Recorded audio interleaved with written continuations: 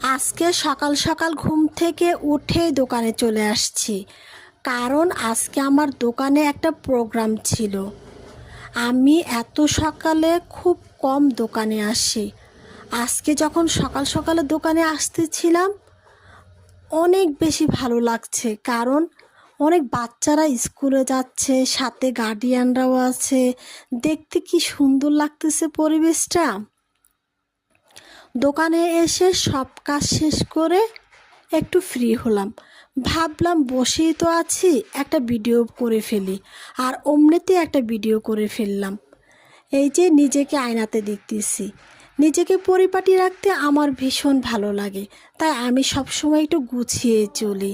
যখন দেখবেন অনেক বেশি মন খারাপ, তখন একটু সাজুগুজু করবেন। একটু সাজুগুজু করে আয়নাতে দাঁড়াবেন, দেখবেন নিজেকে কি যে ভালো লাগতেছে। নিজেকে ভালো লাগা মানে হচ্ছে বিশাল ব্যাপার। তো বন্ধুরা, সবাই ভালো থাকবেন। আল্লাহ হাফেজ।